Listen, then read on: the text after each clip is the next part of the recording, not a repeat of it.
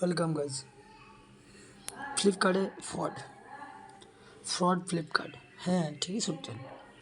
আমি আপনাদের চোখের সামনে একটা প্রুফ দিয়ে দেবো তার।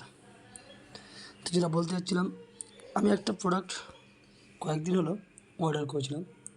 সেই অর্ডারে জিনিসটা ঠিক আসলো, এসে ওখানে যখন আমি করলাম, পার্সেলটা খুললাম, তখন কিন্তু আমি দেখতে পেলাম ড্যামেজ। এটা তো ড্যামেজ দেখার পরে কিন্তু তারপর রিটার্ন করলাম, রিটার্ন তখন অ্যাকসেপ্ট হলো।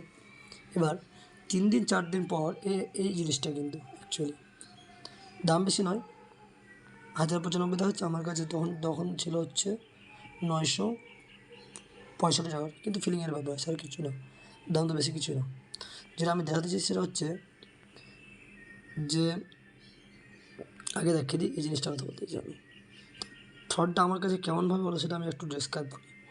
সর্বপ্রথম, প্রতিদিন কিন্তু আমার কাছে মেসেজ আসে এরকম যে আউট ফর পিক আপ। যেহেতু আমি সেটাকে কী করেছি, যেহেতু আমি করেছি হচ্ছে রিটার্ন, সেখানে পিক আপের প্রতিদিন কিন্তু মেসেজ আসে যে আউট ফর পিক আপ, প্রতিদিন একটা করে মেসেজ আসে।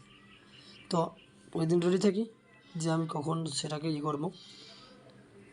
করবো সেটা হচ্ছে যে কখন আমি রিটার্ন করবো, কারণ আমার কাছে একটা আছে ভালো খারাপ জিনিস, তো আমি সেটা ব্যাক করবো, এটা আর কিচ্ছু না।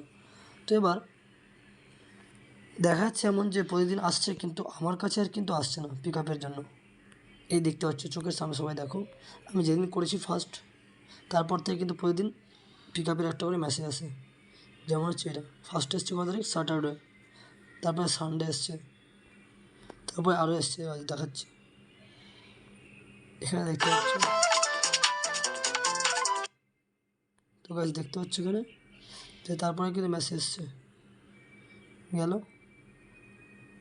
মেসেজ আসার পরে প্রতিদিন মেসেজ আসছে, কিন্তু কোনোভাবেই আমার কিন্তু পিক আপ নিয়ে না, মানে নিতে আসে না কেউ এখানে। এবার একদিন ফোন আসলো, সেদিনটা হচ্ছে দেখিয়েছি গাছ, সেটা হচ্ছে সোমবারের দিন। সেটা কোথায় আছে, 1 মিনিট, হ্যাঁ পেয়েছি এখানে, সোমবারের দিন। তো সোমবারের দিন কী হয়েছে, মন্ডে সন্ধ্যা 7টার দিকে আমার কিছু কল আসলো যে আপনার একটা পিক আপ ছিল, তো নিয়ে আসুন জায়গাটা জিনিসটা। আমি এবার গেলাম একটা জায়গায়, বলতে আমার বাড়ি থেকে একটু দূরে গেলাম, এবার ওটা দিয়ে আসলাম। লোকটা কিন্তু নিল, ফটো করলো। তারপরে হচ্ছে এমন যে এসে বাড়িতে দেখছি আমি, কিন্তু আমার কাছে দেখাচ্ছে না যে পিক আপ কমপ্লিট হচ্ছে কিনা, কারণ SMS তো আছে কনফার্মেশন। তো আমি মনে খটকা গেলো, কী ব্যাপার। এবার আমি যেটা বলতে চাইছি যে ফ্লিপকার্টের সিকিউরিটি কি এতটাই খারাপ যে কে পিক আপ করতে আসছে সেটা জানবে না ওরা? কারণ যে কল করবে, এই নাম্বারটা থেকে যে কল করলো আমাকে, এই নাম্বারটা থেকে যে কল করলো আমাকে, তো সেটা তো ওদের কাছে থাকবে, রেকর্ড থাকবে যে কে নিতে এসেছিলো, নিশ্চয় থাকা উচিত। যদি ভয়েস রেকর্ড শুনতে চাই অবশ্যই শুনতে হবে, কারণ আমার কাছে সবগুলো ভয়েস রেকর্ড আছে, কোনো চাপ নেই। কিন্তু আমি এটা বুঝতে পারছি আমার কাছে টাকা, মানে মনে হয় টাকা আর পাওয়া যাবে না। তার কারণ ফ্লিপকার্ট থেকে কোনো রেসপন্স নেই। রেসপন্স থাকলে এরকম বলছে আমাকে যে আপনার ভ্যালিড প্রুফ চাই যে আপনি আমাদেরকে পিক আপ দিয়েছেন, পিক আপ করে দিয়েছেন। আমি পিক আপ কমপ্লিট করেছি, কিন্তু এখানে দেখা যাচ্ছে তো আমি কী করবো, আমি কোথা থেকে পিক আপ দেবো ভাই? আবার দেবো নাকি একটা নতুন করে রেকর্ড রাখবো আমার কাছে? তোমাদের টেকনিক্যাল ইস্যুর জন্য হোক, বা তোমরাও যদি চুরি করো তোমাদের ব্যাপার, সেটা না আমি কী করে বলবো? ফোন এসছে, মেসেজ এসছে যে পিক আপ নিতে এসেছি, এবার নেওয়ার পরে তুমি বলো না আমি নিই নি, তো আমার কী করা আছে? এরকম যদি ফ্রডগিরি করে, তো আমি অনেক অনলাইনে এখন আরও অ্যাপ আছে, অনেক শপিং অ্যাপ, সেগুলো অবশ্যই ইউজ করা যায়। অবশ্য আমি ফ্লিপকার্ট ইউজ করি।